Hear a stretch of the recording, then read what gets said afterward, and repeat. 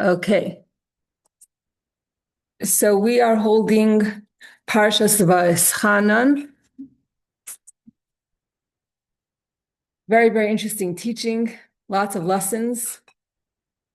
Okay, so in this week's Parsha, Moshe Rabbeinu, before he passes away, he designates 3 cities of refuge on the other side of the Jordan. And if by mistake, God forbid, somebody kills someone by accident, and then there's the avenger of blood, meaning the relatives of the person that was killed. They want to avenge the blood of their relative. So this person who killed by mistake should run to the city of refuge, and over there he is safe. And it speaks about that in this week's Torah portion. And it says, then he shall flee to one of these cities and live. Meaning that if he doesn't go there, his life is in danger. If he goes there, he's going to live. However, the Gemara says something very interesting.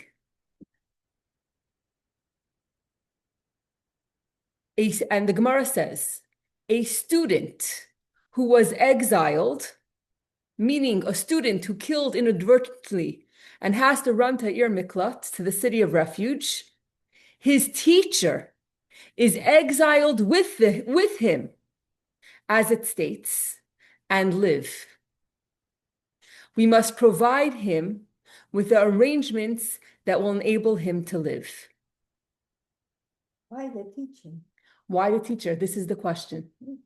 And another question, why could the teacher has a few students? So all the students, what about the other students staying in the city, in the regular place of living? What about them? Excellent question. Previous teacher that faked that if you taught this student, then he turned into the killer. He didn't turn into a killer, it's right? I'm sure it's going to show you. That's going to be ultimately our question. Basically, when the verse says, he shall flee to one of these cities and live, from here we learn that you have to provide him with whatever he needs in order to live. That means the Ir Miklat, the city of refuge, has to be a place that has water, has to have a place that has a marketplace, that has stores. He has to be able to live there. It can't just be an empty, desolate place. And the Rambam actually has a halacha about this concept and says, he also records this rule and he adds something. So he says, first we're going to repeat what the Gemara says, this is what the Rambam says, and then we're going to see what the Rambam adds. You remember the young man in Iran who inadvertently killed, there was no city of refuge because it's a Muslim country and they hung him? I don't. Yeah, it was last year. Wow. Yeah, so I'm saying the cities of refuge apply. It applied then, and right. Yeah. Right. Okay. So what does the Rambam say in Mishnah Torah? When a student is exiled to a city of refuge, his teacher is exiled together with him, as it states, and live. Implied is that everything necessary for his life must be provided for him. He then adds, the life of those who possess knowledge and seek it, when devoid of Torah study, is considered to be death. That's what he adds. The life of those who possess knowledge and seek it, when devoid of Torah study, is considered to be death. Why does he add this? Because we have a question. Why should the teacher have to go into exile with his student? He has to move. He has to pick himself up and move for another individual. And who is this student? It's someone who killed by mistake. Now, the truth is, yes, he killed by mistake, but he's not 100% up to par. Because Hashem only causes someone to do something by mistake, no problem. If he already did something by mistake in the past. For example, if there were two people, one person killed on purpose, another person killed by mistake, and there were no witnesses, so nothing happens. But Hashem is the true judge. So although there were no witnesses, Hashem could make that later on, the person who killed by mistake will kill again by mistake. Who does he kill?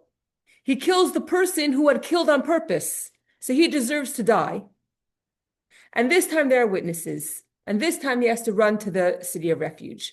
So if Hashem is using you, Hashem is using a person, if Hashem is using a person to carry out a mission that's not, that's not pleasant, chances are there's a previous history. And because it says, Magaglin Sichos al yedei zakai, someone who is meritorious, Hashem will make him to be a shliach, be a messenger for something good. So the fact that he killed by mistake, it could be that there's a mark on his record. From maybe there were no witnesses at that time, maybe whatever. It could be that something else happened. Okay, then you could say, oh, the first time that happened was also by mistake. But it could be that the fact that Hashem chose him to be the one to kill someone else, it's not by chance. There's probably something in his past that this is why he was the one that was chosen for this unlucky or unhappy mission. As the Gemara says about an unintentional killer, from the wicked comes forth wickedness. Okay, so basically our question is, someone killed by mistake. Okay, he wasn't a perfect tzaddik. He killed by mistake. He has to go to the city of refuge. Why in the world would his teacher have to leave everything behind and move to the city to be with his student? So to address this question, the Rambam adds these words, and he says, the life of those who possess knowledge and seek it, when devoid of Torah study, is considered to be death. The Rambam is answering the question. He says, there's no choice. We have to send the teacher to be with the student because the student is someone who possesses knowledge and seeks it. And for him, if he doesn't have Torah, if he doesn't have his teacher, then he doesn't have life. Excellent question. Okay, I think we're gonna answer that question soon. Excellent question. Why can't you just have, okay, there's a teacher in this year miklat, and that teacher will be the teacher for everybody. Why do you have to have your specific teacher be the one to go to the year miklat? Also, you have to realize that it's not a daily occurrence, that someone kills someone by mistake. It's not something that happens, what? Yeah, but I'm saying this whole scenario, it's not very common that a person actually kills someone by mistake. And there should be witnesses, whatever. So hopefully it wasn't something. So hopefully it was something that was very, very rare. But in any case, I think we're going to answer the question later of why specifically the Sicha doesn't address that question specifically, but I think that we'll be able to come to the answer together. But it's a great question, why his specific teacher has to come. Okay, so it's a matter of life and death. Because we said you have to provide for him life. You have to provide for him everything that he needs to live. He needs water, he needs a supermarket, and he also needs Torah. For a person who's possesses knowledge and he seeks Torah knowledge, and now if he doesn't have it, it's a matter of life and death. There's no choice. The teacher has to come with him.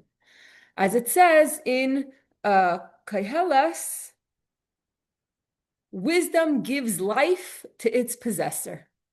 So Torah is wisdom is life.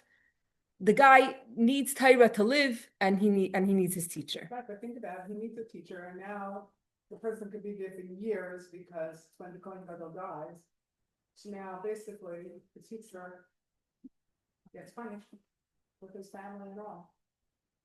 Unless they can come and go, they don't have to stay there. Excellent question. Excellent question. Does he have to stay there? Could he come and go? Could he just come for a visit? You know, like a chaplain coming to prison. You know, we're going to answer that question as well. Are they indicating there's something remiss in the fact that he was his teacher and he didn't learn proper whatever? Excellent question. Didn't teach him right. Did he not teach him right? Is the teacher at fault?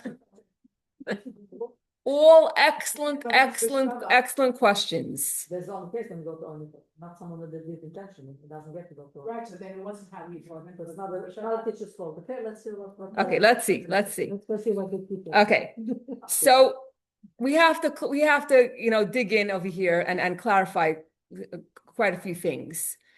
It seems with these words that this person, he possesses knowledge and he seeks it. He possesses it. It belongs to him. He owns it, right? It would seem that this individual is someone who's all wrapped up in his Torah study. And to the extent that if he doesn't have Torah, it's as if he's dead. However,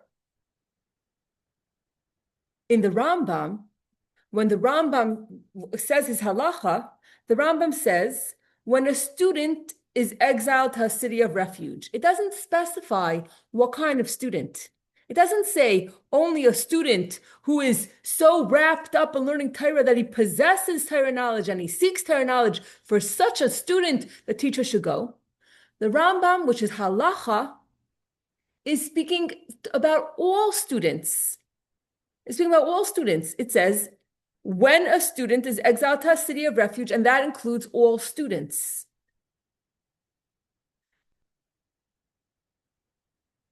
The Gemara doesn't differentiate. Okay, I'm sorry. Well, the Rambam says this, but the Rambam is saying it from the Gemara. The Gemara is the source of everything. The Gemara does not specify which student it is. It's all students. So the Gemara says a student who is exiled, which includes all students. There's no differentiation. The Rambam is the one who adds these words, someone who possesses knowledge and seeks it. And we're trying to figure out what kind of student are we talking about? Is it all students? Is it just students that are very wrapped up in Torah that for them in a very clear way, if they're not learning, it's considered death? Who is this? Who is the student that the teacher is going to the miklat for?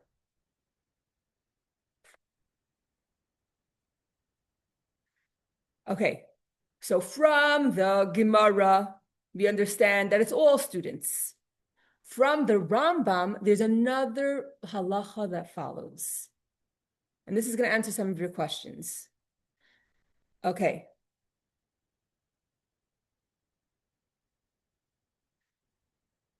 Actually, it's not the Rambam, it's the Gemara.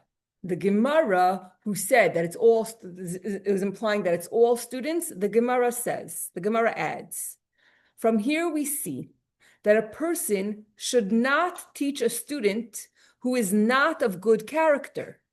And Rashi explains, lest his sins lead him, the student, to kill unintentionally, and he will then be exiled. For we state later that unintentional killing is only common among the wicked.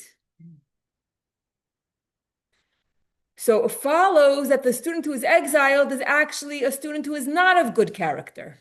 Okay, so you can ask a million questions here. But basically we're saying that a teacher has to be careful who he's teaching. Mm-hmm. Which means if a teacher feels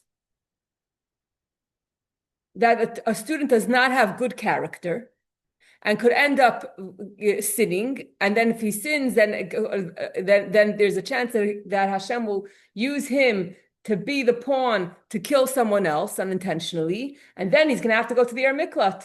So if the guy doesn't have good character, if he doesn't see anything in him, if he sees actually just bad character in him, he should be wary of who he's teaching, of who he takes under his wing to be his teacher. So basically, now, we're trying to figure out. We're confused over here. We're trying to figure out this student, is he of good character? Is he someone who's very immersed and wrapped up in Torah learning? Or is he someone that is not such a good guy? Because since he killed by mistake, obviously he's not, he obviously there's something wrong with his character. So we're going back and forth, trying to figure out what kind of student it is. So again, to review, in the Gemara, in the beginning of the Gemara, and which the Rambam quotes as well, it seems like all students. But then we find in the Gemara that the Gemara says, be careful who you're teaching, because if you're teaching someone who doesn't have good character, they may end up in Ir Miklat, and then you might end up in Ir Miklat. So be careful who you take to be your student. Which would imply that it's someone that is not a good character. But the Rambam, when he adds, he says that the reason why the teacher has to go, because it's a matter of life and death, and this individual is someone who seeks Torah, is someone who possesses knowledge and seeks it, which would mean that he is a very good person. So we're going back and forth. We're playing ping pong here to figure out who the student is. So how could such a student who kills by accident, who doesn't have such good character, how could he be considered someone who possesses knowledge and seeks knowledge to such an extent that if he doesn't have Torah study, he's considered to be dead? Make up your mind. Make up your mind. Is he someone that can't live without Torah study because he's so pious and he's so wrapped up in Torah? Or is he someone that doesn't have good character, that you have to watch out to even be his teacher? We're talking two ends of the spectrum here. So you could say that he doesn't have good character, but he really is a phenomenal Torah learner. But the fact is that if you don't have good character, it's going to affect your commitment to Torah study. So they are linked together. Okay.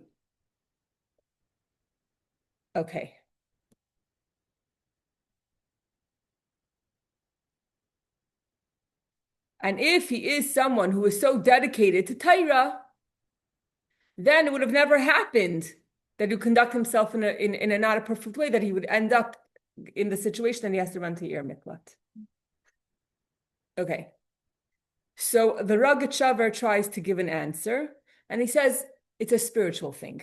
The fact that the teacher has to go to the Ir Miklat with the student, it's not something that it's something that we can't understand. It's a spiritual thing. That's just the fact of life. And which teacher? The teacher of the student. Right, but let's say the person is a 40-year-old man who killed by mistake. Okay. When was his last person, his last Avusa, his last Manachir? Like, what is that? Excellent question. Second grade Rebbe? Excellent question. Who is the teacher? If the guy... Right. She was like today. Right. Was a few. It was not like shopping for rabbis. It was like, the Rebbe. It was not like today. We're talking about today's day. Talking about back in time of So it was one Rebbe per 10 people, and that was it. Well, even about 10 people. Yeah. The person had a Rebbe. They didn't shop around it. Well, think about it. Let's just go straight to biblical. Moshe Rabbeinu, he was judging the whole Jewish people, and then Yisro came and gave him advice. What did he say? There should be one individual in charge of 10. Right? And then one individual in charge of 100. There was a whole system. And only if there was a question that the others couldn't answer, then it would go to Moshe Rabbeinu. So there was a system in place of who you would turn to, who your Rebbe is. Mashpia. We're going to get there. Yeah. Okay. So the Likkutei explains that it's a spiritual reason. The spiritual reason why the teacher had to go, it's not something we can understand. And then he says a simple reason, and he says the fact that the student, this is what some of you mentioned, that the fact that the student became a killer indicates that he was not a good character. They didn't have good character. And the teacher was negligent was negligent, didn't realize that the person didn't have good character. He should have never been his teacher in the first place, and therefore he's somewhat responsible, and therefore he has to end up in the year miklat as well. Like that one. You like that one? Okay. But the Rebbe doesn't accept it because this would only apply if the teacher was aware that the student was unfit and didn't have good character, which is a very highly unusual case. It's very hard. I subbed and someone gave me a whole chart and supposedly she told me who were the difficult kids.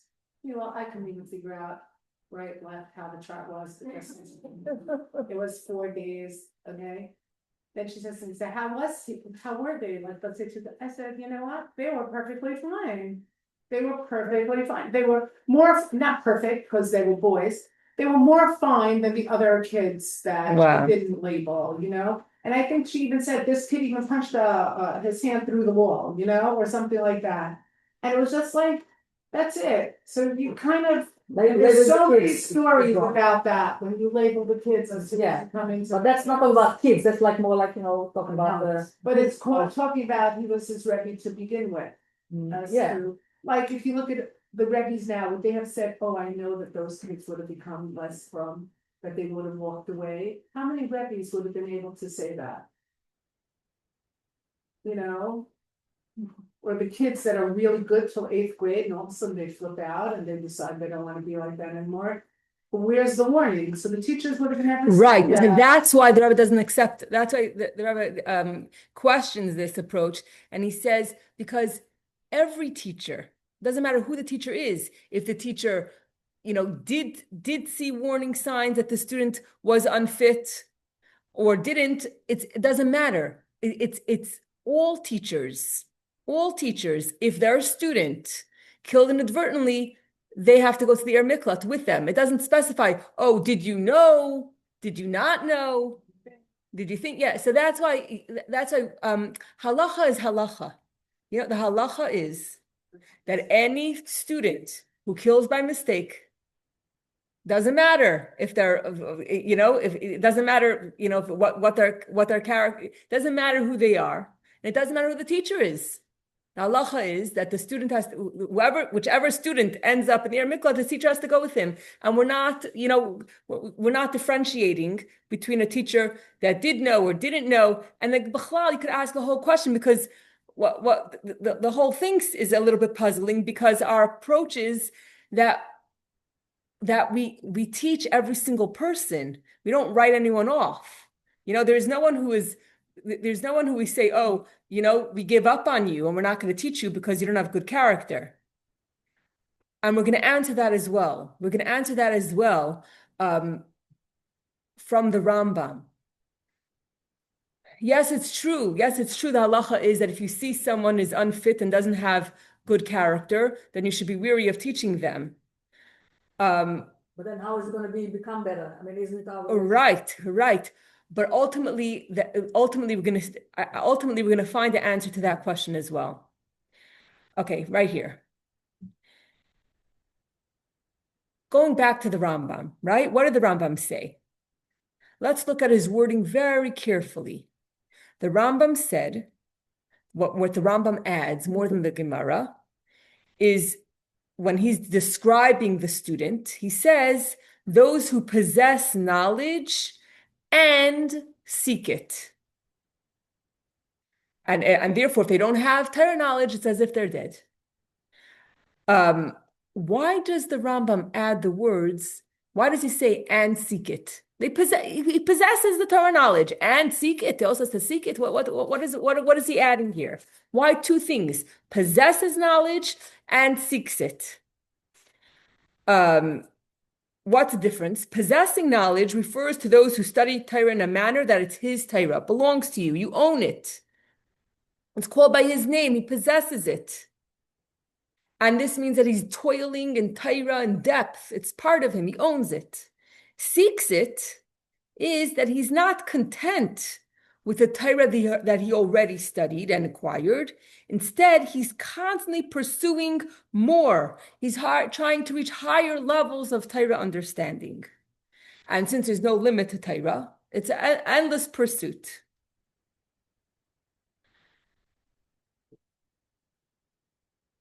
So it seems that the Rambam is saying only a person who is not only does he possess wisdom, does he own it, but also he seeks it, that the Torah study is considered his whole life. He's constantly pursuing it. He's never happy. He's never satisfied with the Torah that he has.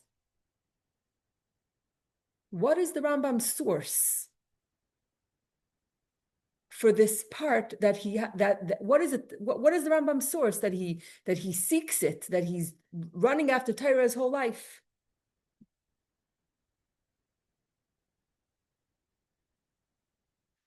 And we're going back to the same question. We're going back to the same question. According to the Rambam, it seems like he doesn't have good character because he killed someone unintentionally and he doesn't have good character.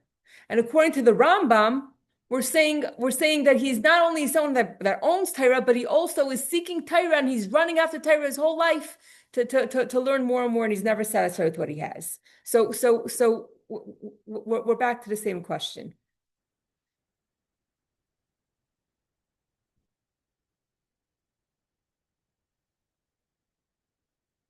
Okay. So here comes the brilliance of the Rebbe. The Rebbe says, the fact that he says, who possesses wisdom and who seeks it, you think it's one person with two different qualifications. He possesses it and he seeks Torah. The Rebbe says, no. It's not one person with two different qualifications. Don't read it and. Instead of and, say or. Someone who possesses Torah knowledge or someone who is seeking Torah knowledge. And that's a complete game changer. The Rambam is discussing two different types of people. Those who are already on the level of those who possess wisdom, and B is someone who at least seeks Torah. He doesn't possess wisdom, but he strives to become someone who does possess wisdom. And since the Torah promises, Yagati u'matzasi ta'amin, if you work hard, you're going to succeed. The fact that he desires to possess Torah wisdom, the fact that he seeks it, means that he's going to get there. It's a promise that he's going to get there. And therefore, he's not there yet, but because all he needs is to seek Torah, to desire it. And therefore, even if he's not there yet, because he will get there, therefore now it's a matter of life and death that he needs Torah now. And that's why the teacher has to come with him.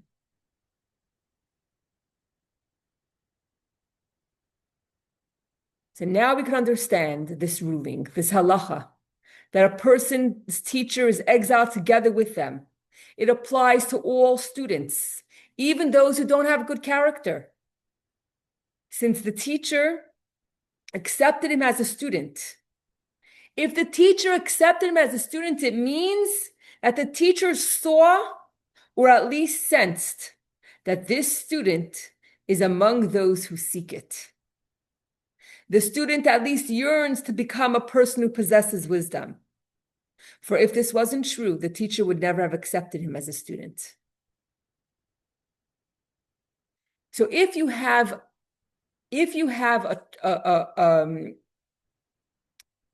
student, he may not be religious, he may not know anything, but there's a pintele yid. There's a neshama that's burning, that's striving, that wants, that desires, and ultimately, if you dig deep enough, you'll find it. every Jew is a seeker of Torah. And that's why we don't write anybody off. And so the teacher did see that this person is a seeker of Torah, and that's why he accepted him as a student. And why does he have to move with his whole family to this Ir Miklat? Because this individual has the potential to be to possess Torah, to own Torah, and therefore right now it's a matter of life and death for the teacher to go with him. Which brings a million things to mind. Number one, shlichus. It actually happens that young people, they get married, they pack their bags, and they go to the four corners of the world. They're going to Ir Miklat. They're leaving their friends, they're leaving their family, and they're going because it's a matter of life and death. To help a Jew who just has a desire. The fact that if a Jew just has a desire and just seeks Torah knowledge, it's a matter of life and death to go and help them. I remember when I went to Shanghai when Mushka was 3 months old, the people there were tourists. There were tourists there. There were business people there from Israel. They would come for 5 to 7 years to be in Shanghai for business. I'll always remember this one woman who I drove with her to the ocean for 2 hours. We drove 2 hours each way so she could jump into the ocean to use a mikvah, to use the ocean as a mikvah. And she said she has no idea why she does it, but she just knows that this is a tradition that she does. And this woman, she needed someone to help her out, tell where to go. So I was there just for 3 weeks to take over for the Chabad Shluchim there, but they told us what to do and where to go and whatever it was. But this, in addition, so of course, for the mikvah, that's an incredible thing. But I'm saying to have a sukkah. We were there at Yom Kippur and Sukkos. To have Yom Kippur services, to build a beautiful sukkah out of bamboo. For these tourists and for these Israelis, it's a matter of life and death to be in every corner. To go to Ir Miklat, yeah, it's sacrificing, big sacrificing. And my daughter Shira came home from camp, and she said that one of her bunkmates lived in Shanghai. Now they moved to Thailand. And at the time of Corona, there was a whole article written up about it. I can't remember where, but the Greenberg family, they were going back home. They were going back home, and they tested everyone for COVID. And one kid, they said, had COVID, and there was a COVID hospital for adults and a COVID hospital for children, and they wanted to separate the mothers, the parents, and the kids, and the shluchim would not have it, and the whole. Basically, they came. It was months of COVID hospital, a few months of COVID hospital until they were able to get back to their home. And all the craziness, and this is real stories. It's my daughter's bunkmate. She was telling her how they managed that very difficult time, and all the Chinese kids, how they all loved them and they all wanted to come be part of their Shabbos meal and whatever, even though they weren't really supposed to, whatever it is. And they had online school in the COVID hospital, whatever. It was just crazy. But I'm saying to have a family in such such a small space for months, and to get kosher food and the whole, So I'm saying that there are great challenges. There are great challenges that Chabad Shluchim, go through, whether it be kosher food, whether it be a mikvah, whether it be, being far from family and friends, whether it be online school, whether it be chinuch, whether it be, you name it. But this is the concept that if a student is just seeking Torah knowledge, it's a matter of life and death that his teacher should be there with him.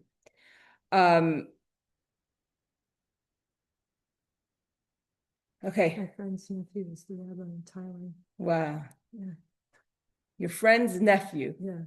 Very It's, nice. I know, years, yeah. Very nice. Very This nice. is really, So what was Yeah. what we learned a few weeks ago about Arena Club? That was just giving you an overview that. And now it's more in detail. So this whole thing is coming about from one word, the word to live. What if you go back to the original pasuk? What's the original pasuk? Then he shall flee to one of these cities and live. Right, yeah, but I'm saying, a few weeks ago, we Mentioned a few times, discussed that's all. Arena Yeah, Club yes. then, and now we're going more in detail about it. So now this whole teaching is based on one word, the word live.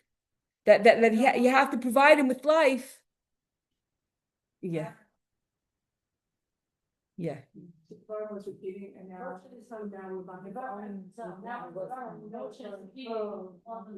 And this is also like the last thing that he's doing before he passes away. He wasn't actually able to enter the land, but the piece of land that was before that was the other side of the Jordan, he was able to designate those places, and also 2.5 tribes ended up staying on the other side of the Jordan. So that was basically, the last thing that actually accomplished is to designate these cities of refuge.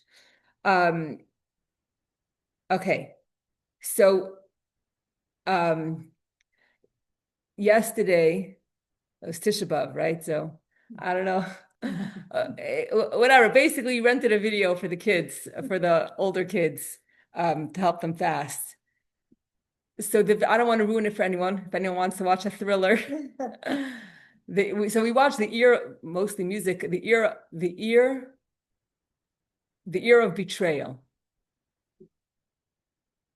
Crazy, scary, probably the scariest video I've ever seen. But basically, what is it about? It's when East Germany and West Germany was split. I guess it was after the Holocaust, the communism and everything like that. And you have the underground. And there are Jewish people that are trying to that want to escape. That we want to escape communism. And you have the police trying to crack down on the underground. Basically, they catch the person in charge of the underground is killed, and one of the helpers is interrogated, and they're after them. They're closing in on them. So the person in charge of the underground was killed. And so this other woman who owned a bakery, who is also part of the underground and has 2 children, she goes to the factory of the person in charge of the underground who was killed, because she's afraid that she's afraid that the police are going to come, and that they're going to find all the evidence in this warehouse. And she's trying to get in, and at the same time the police show up, and they suspect her, like, what are you doing here? She says, no, I come here to get supplies. I have this bakery. And they're very suspicious of her. And I say, yeah, come in. And the police in the meantime are searching the whole place. And I say, oh, so what do you usually buy here? How do you know the person in charge of of this factory? And as she's talking and basically interrogating her, she puts in her basket the ingredients that she says that she needs for her lemon pie, which everybody knew about. And she leaves by the skin of her teeth. And she knows that, it's just a matter of time. And she goes to the bakery to make her lemon pie. And she dumps the flour into the bucket, and the map, the map where everything is in the forest, which the woman was murdered for, because she was busy hiding all the evidence. So now she has the map how to get there, like to find, where everything is. Long story short, they need a spy to get into that house. Her name is Anna, the one who in charge of the bakery, and figure out if she's part of the underground or not. So who are they going to get? So they have all the police, and there's one and there's the general, and then there's like this person who's like very high up, and she's the teacher, and she's telling all these, the students who are learning to, who are learning to be such great communists, that you can't have any emotion. If there's a suspect, you have to go till the end, no emotion. Anyway, she's in the middle of teaching this, and the person in charge of the whole police says, you are going to be the one to find out if Anna is part of the underground. Why you? Because you're Jewish. You see, everyone has blue eyes. She's the only one that has brown eyes. You're Jewish. Her parents were killed, and she was taken to some kind of orphanage where she was taught all this, the communist way. And Anna was looking for a nanny. You're going to be the nanny, and you're going to get to the bottom of this. And she has all the evidence. She has all the evidence. She puts a device in the on the chandelier, and she's hearing everything that's going on in the house, whatever. Long story short, she has all the evidence to incriminate Anna. And the very last second, she saves her. She saves the whole family, and they end up going on a hot air balloon to cross the border. There was no other way. A whole crazy story. And then she was captured. She betrayed the Communist Party. She betrayed them, and she was actually thrown into jail for 9 years. And then when the wall fell, and she was freed then. But and you have the whole back and forth, the battle with the inner battle. She knows she's not supposed to have emotion, but yet the girl, one of the daughters, says to her, you could choose good. You could choose good, because the daughter saw her planting the device in the chandelier, and she told her, you had a bad dream, and if you tell anyone, the police is going to come and take your mother. You're never going to see her again. And she knows she can't say anything because everything's being recorded. Crazy, crazy story. But the point is that and she tells the head commander of the police, she says at the end, she says, I chose good. I chose good. And even though she's going to be thrown into jail. But the point is that, and what compelled her to do this was because the one in charge of the whole police said that when I catch them, I'm going to take the two girls and I'm going to put them in the same orphanage, the same place where I put you. Because that's how she became such a strong communist, because she was in that place. And hear that these kids should go what she went, to become such a Jew hater. She didn't allow that. But basically, the person who's the worst of the worst, and you see how tough and harsh and how she interrogates people and everything like that. And at the end, she ends up giving up her, she ends up risking her own life to save them. Yeah. Anyway, I got carried away. But anyway, the point is that every single person somewhere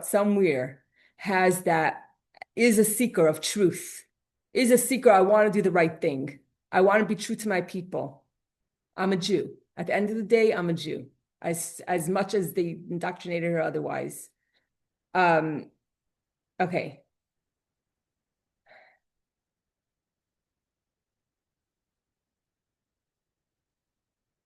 Okay, now we're gonna add what you said. Does the person just have to go? Does the teacher just have to go from time to time to check up on the student? The teacher has to go with him into exile. And not just at the initial moment of entry, not just at the initial moment when the student arrives at the city of refuge, but he has to live. The student has to live. And therefore, the teacher has to be there for his entire stay until the death of the Kohen Gadol. The teacher is exiled with him. And even though he's just a seeker of Torah, he's not even there yet.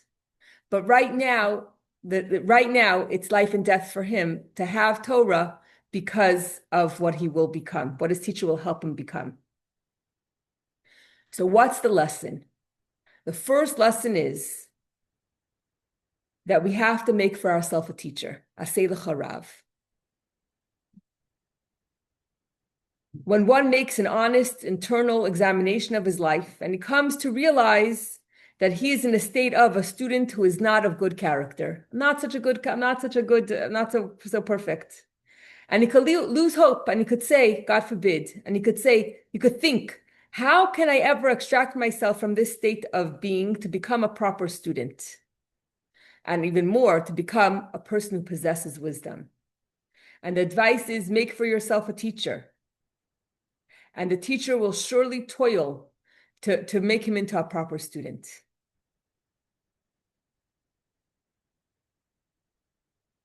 To the point that he will actually become like the teacher.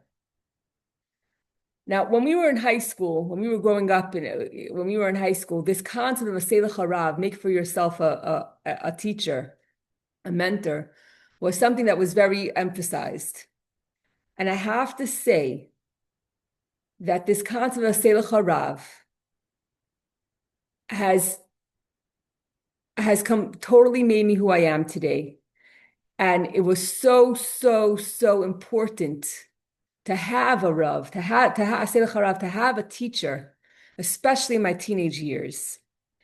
And while I was preparing for the class, I stopped, went down to the basement, and I found a bundle of letters that are probably 30 years old from my mashpia. When I was 14, when I came to 9th grade, they had a system in school. They paired up the 12th graders with the 9th graders. I think it was a gyro. There were 100 9th graders, maybe a little bit less 12th graders, maybe a few had 2 people. And my big sister, I ended up asking her to be my mashpia. P.S. My big sister, I'm the oldest in my family, my big sister, my mashpia, and my sister who's 12 years younger than me. I was 12 when she was born. My best mitzvah present. Both have the same birthday, but that's another story. So I can't forget the birthday. But anyway, I was 14. The summer before was Gimel Tammuz. The Rebbe had passed away. And the 9th graders, we asked our big sisters to be our mashpiyot. Anyway, I went down to the basement and I found a bunch of letters. This was before. You recognize these? So when I was in 9th grade, okay, so when I was in 9th grade, so we had these big sisters, they were like completely took us under their wing, but then they went to Israel for 2 years. So this is how we communicated. And every day I'd come from school and I would wait to see if I got a letter. So I'm going to read it just to give you this letter. So I kept up with her for many years till today. As a matter of fact, this past week when I put on my status the 3 Tanya classes, she sent me a heart. She hearted it in status. So we're still very close. But she wrote to me, I was already in 11th grade. So in 10th grade, when I was in 10th grade and when I was in 11th grade, she was in Israel, in Tzfas, in seminary. And this is how we were corresponding with each other. I just want to imagine you're 16 years old. It's and it's 2 years after a few years after Gimel Tammuz, and before then the Rebbe, was sick. Just to put yourself in those shoes, 11th grader, and see what it means to a teacher. P.S. She was in 10th, when I was in 10th grade, she was in Tzfat, right? So during the year, I don't remember at what point, She sent me a letter. She said, Chani, apply to Camp Gun Israel Detroit as a staff member. I'm going to be there as head staff, and I'll get you in. Now, I want you to understand that there were 100 ninth graders. And to get into Camp Gun Israel Detroit at that time, they were very selective of who they're taking as staff. And if you weren't a camper there, there was no chance of you being a counselor there. And that year, after 10th grade, there were a few of us that went. Me, Rifki, how many girls went? It was, honey, I would say less than 5 girls out of 100 went to Camp Gun Israel Detroit. So really only because she got me in did I go there. Once I went there after 10th grade, I went back the summer after 11th grade, and I was in love with the girls and with the program and with everything. After that, I opened the door for all my brothers. They all went to Detroit camp, especially my brother Menachem, the one he's 15 months younger than me. He went to the whole Detroit system. And when I was dating my husband, my brother was roommates with my husband for the 3-week camp, the second month, whatever. So my father told me, okay, go speak to Menachem about him. And my father went to Detroit a few times because my brother was there in yeshiva. So my father got to, meet the boys, and he was the one who had the idea in the first place. But and all my brothers all went to Detroit for camp. So much so that when I got engaged, my brother was like, "Oh, him? We know him already." Like they all knew him. And as a matter of fact, today is my brother Eliezer's birthday. He's 27, and when he was born in the summer, he was born on Yud Av. My little brother Yaakov went to his head counselor and said, "My mother had a baby." Little did he know that one day that little baby would be his brother-in-law. But anyway, the whole Detroit thing started because my mashpia told me, sign up for CGI Detroit, I'll get you in. So, and then that summer, she was the Shayer director, meaning she was in charge of the teaching. They learned she was in charge of the teaching, and I was one of the teachers, so I was able to spend time with her, whatever. But anyway, so who knows? That's another that's another story. The whole Detroit connection started from that. But anyway, I just put yourself into but go back in time to a 16-year-old teenager kid and imagine what this letter would do for you, to understand what a teacher is. I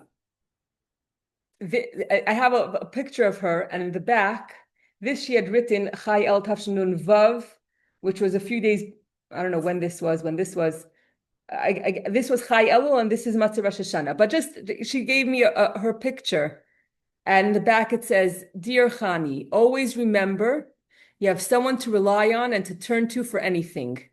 Keep in touch. Yehi Ratzain, that we should be Mekusher to the Rebbe. Mekusher means connected to the Rebbe. Azay v'Sidar to Zayin, the way we're supposed to be. And we should go towards Gula with the Rebbe at our head. Love always, Chani Han." That's this. And then I just took one letter. Dear Chani, how is school? This is Matzei Rosh Hashanah Tafshin Nun Zayin. So you're talking 28 years ago? Okay. How is school going? I haven't heard from you and I really miss you. How is the atmosphere in Beis Rivka this year? That's the school that I was in. I want to know everything. How is the learning, the teachers, the girls? Rosh Hashanah was just out and I'm in the mood for a farbrengen. I wish you guys were here. Today by Tkiyas, I chapzich. Chapzich means I don't know how to translate chapzich. I grasped that I'm standing in Beis Chana on Rosh Hashanah, Tafshinun Zayin, and it's the 5th Rosh Hashanah, exclamation mark, that I haven't heard Tkiyas from the Rebbe. Tkiyas is when the Rebbe would blow shofar.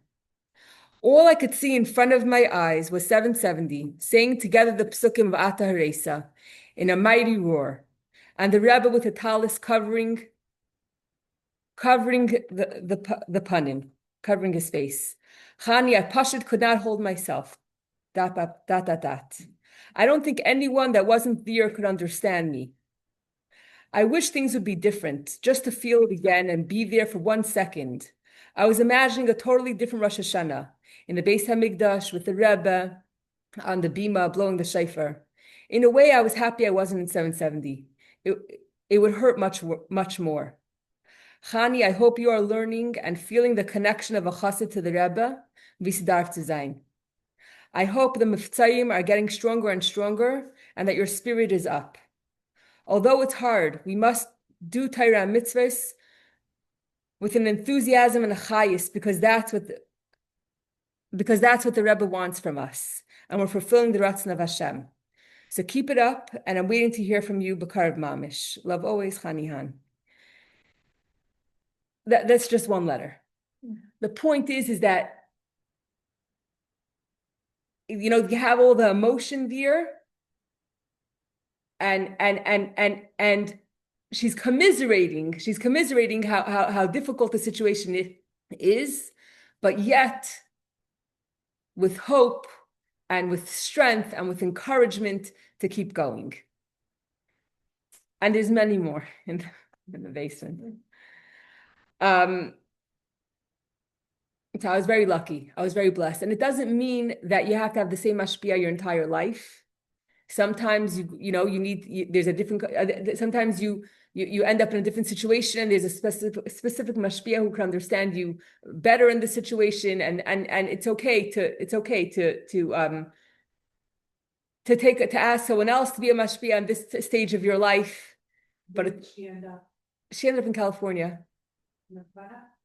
So she's a principal of a high school in California. Yeah. Very successful. Baruch Hashem.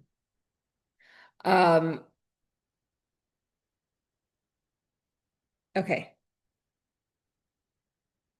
Where am I? Okay, now I'm going to go a step deeper, a deeper dimension. Not only does every person should have a rav, should have a teacher who could go with them into the Ir Miklat. But this concept of a student who is exiled and his teacher is exiled with him also exists within the spiritual service of every Jew. First of all, appoint for yourself a teacher. And additionally, this concept applies in our avodah between us and Hashem. The relationship of every Jew with Hashem is likened to the relationship of a student and his teacher. As it says, V'chol banayich limudei Hashem. All of us, all of Hashem's children, we are his students. And all your children, every Jew shall be taught of disciples of Hashem. We're all students of Hashem. And when a Jew commits a sin, he is temporarily considered a student who doesn't have good character until he repents. And the fact that the factor that causes or allows him to sin is the fact that he's not a person who possesses wisdom. The Alter Rebbe explains that wisdom is our wisdom is Torah, and Torah is our life, which gives us life. And the way Hashem gives us life is through Chachma. That's what it explains in Tanya. Anyway, when one commits a sin against Hashem, he comes face to face with the avenger of blood. Who is the avenger of blood? The evil inclination. As our sages state, he is the Satan. He is the Satan. He is the evil inclination. He is the angel of death, who wants to bring the person to a state of spiritual death. May God save us. The evil inclination wants us to be spiritually dead. When a person does a sin, right? Then when a person does a sin, then he is spiritually dead. So what happens? To combat this, the Torah lays down a clear ruling. A student who is exiled, his teacher is exiled with him. Although the Jew in practice and on the surface is not someone who possesses wisdom. We don't say that he loses his connection to Hashem. Rather, every Jew, just by the fact that he seeks Torah, and like we said, a Jew does not desire, nor can he disconnect himself from godliness. And he therefore always remains connected with Hashem. He always seeks Torah. So there may be times that the Yetzer Hara takes control and trying to cause him to have a spiritual death. And what does he do?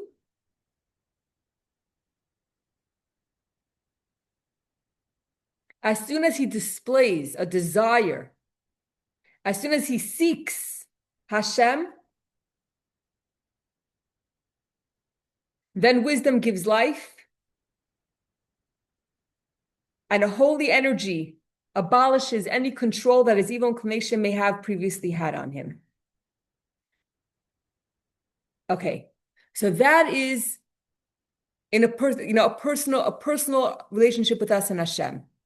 That our Yetzer Hara, our evil inclination, wants us to be spiritually dead. And as soon as we have a desire to connect to Hashem, then the Chachma kicks in, the life kicks in, and abolishes and gets rid of the evil and the sin. Now we're going to take it one step further, and we're going to talk about all the Jewish people and Hashem, the Jewish people as a whole. When the Jewish people are in exile, especially in this final exile, and even more so in the darkest times of the conclusion of exile, Chayshach kaful mechupal, a darkness that's double and double. We can, God forbid, lose hope, asking ourselves, from where will my help come? I'm sure you've all seen the pictures of the hostages that were just released, and you feel like, this is crazy. When is this going to end? It seems impossible. In response, the Torah provides a clear ruling. A student who is exiled, his teacher is exiled with him. And since Hashem does what he tells us to do, so Hashem is also, so to speak, in exile together with the Jewish people. As it says, every place that the Jewish people were exiled, the divine presence is with them. The Holy One, blessed be He, is with us in exile. And is exiled with us, not just brought, not just that the teacher is brought there with him, but no, the teacher has to be in a state of exile with the student. Hashem has to be with us in our exile, in this dark, dark exile. Not just the teacher has to be in the same city, living as a free man, because if he was living in the same city as a free man, then he would not be able to fully influence the student. There would be a disconnect. The student is in exile and the teacher is a free man. And the teacher would not be able to truly reach his student and help him get the wisdom. So to truly influence him, the teacher must be exiled with him. The teacher must be in the same boat, in the same state of exile as his student. And the same applies between Hashem and the Jewish people. When the Jewish people are in exile, not only is the Shekhinah, not only is divine presence with them, but the divine presence is in exile as well. In all their sufferings, he is pained. It is, so to speak, his suffering. The divine presence rests with Israel in the suffering of their exile. So the teacher cannot just come for a visit, cannot just be living there and be free and go and come whenever they want. The teacher has to be in exile with him in the same place, in the same situation. And the same is with taking back to Mashpia. And why I read that letter is because the beauty of the Mashpia is that they go into exile with you. They go into your situation. They understand you. And when someone understands you and is in, and that's why I'm saying sometimes a person switches a mashpia somewhere along their life, because it has to be someone that could relate to you, that could relate to your situation, that could relate to your, to your circumstances. Um, just for example, the year that Mushka got engaged, so that was my 5th year of doing Baby Chino. I was doing this kids program and it was getting out of hand and it was such a big mess and everything like that. And I knew that I had to shift something and I was feeling very guilty about it. I should stop. Like, how could I stop? How could you stop something good?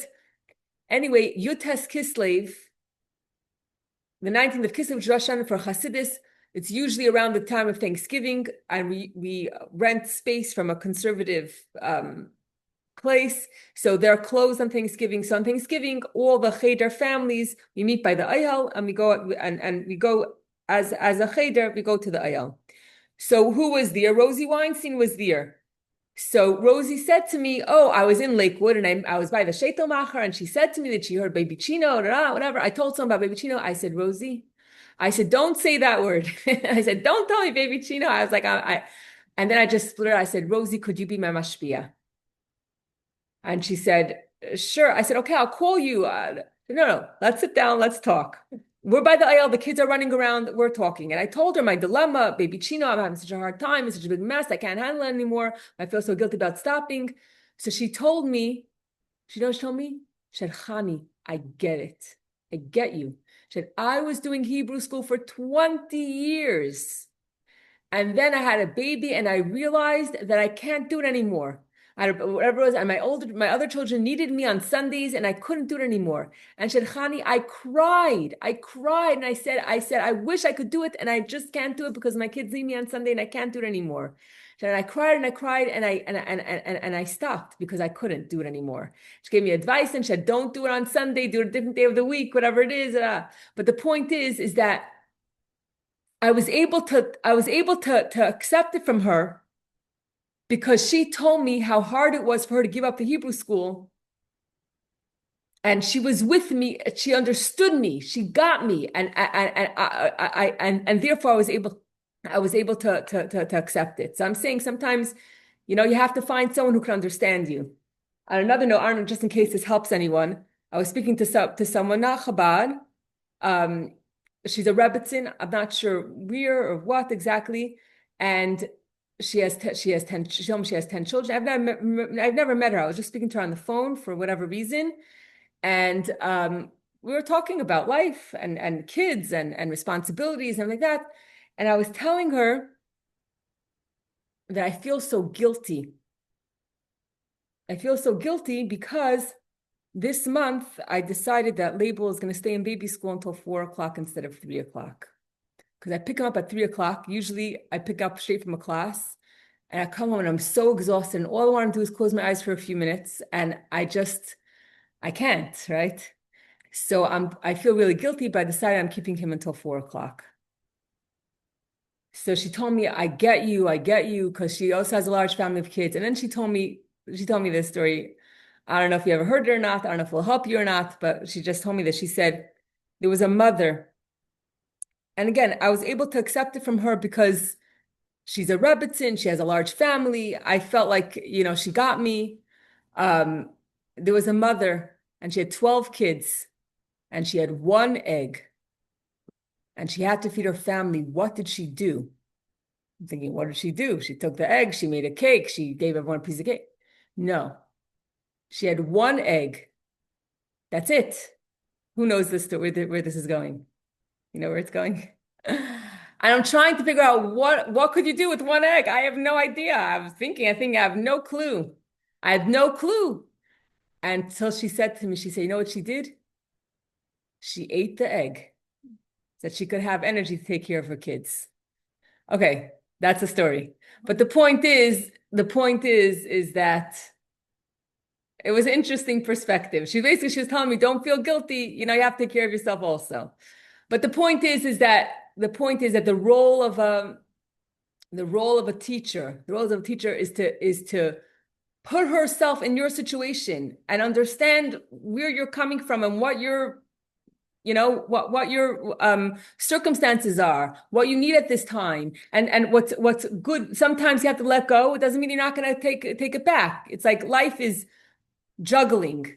There are some balls that are glass balls, and there are some balls that are bouncy balls. So the bouncy balls you could let go and pick them up later on.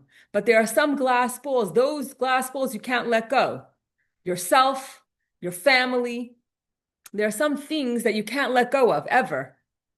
And then there are some things that you do let go, and you'll pick them up when you're able to. But I'm saying that's what it means a mashpia, someone who's able to understand your situation and to give you to give you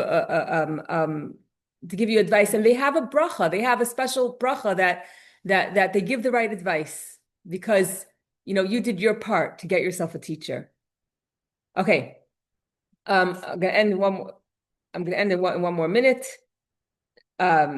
Since this is the case, that Hashem is with us in our pain. Hashem is our teacher, we're the student. Hashem is in exile with us, not just coming for a visit, that he's really free and he's just coming to say hello. No, but he has to be in your situation. He has to be it has to be in your life and feel your pain. And so since this is the case, there is no room for despair, God forbid. On the contrary, it is quite clear that regardless of the great darkness of exile, Hashem is your guardian, Hashem is your protective shade, because he is at your right hand.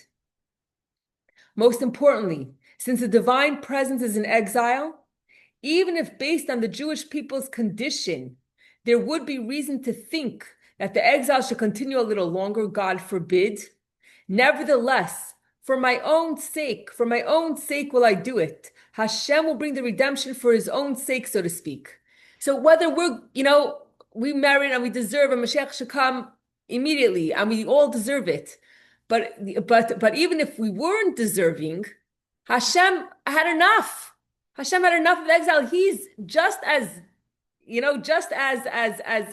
suffering just as much because he's with us in our pain. So for his own sake, he should bring the geula, bring the redemption. And this redemption will be in a manner of, I will hasten it. He did not delay them for even the time of the blink of an eye. Mashiach could come in the blink of an eye. Hashem will take himself and his children out of exile and lead them and go together with them to the true and ultimate redemption. May this happen immediately. So Hashem is with us in the Galus. It's not that there's hostages in Gaza and Hashem is somewhere in the clouds. No, Hashem is with every single one of us in our exile, in our pain, and Hashem has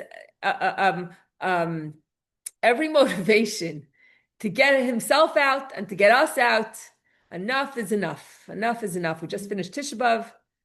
Now it's time for comfort. We've done everything. We did everything we can. We're ready. Hashem, just redeem yourself, and redeem your children. We're your students. You're with us. You're with us in Galus, and it's time. It's time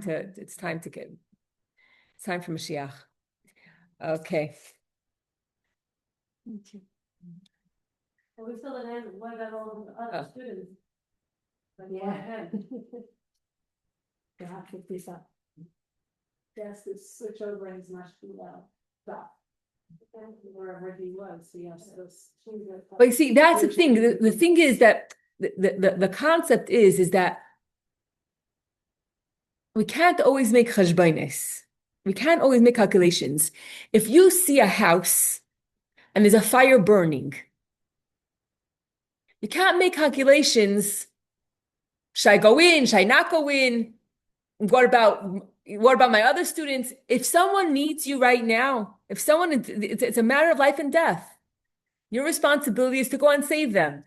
And we have to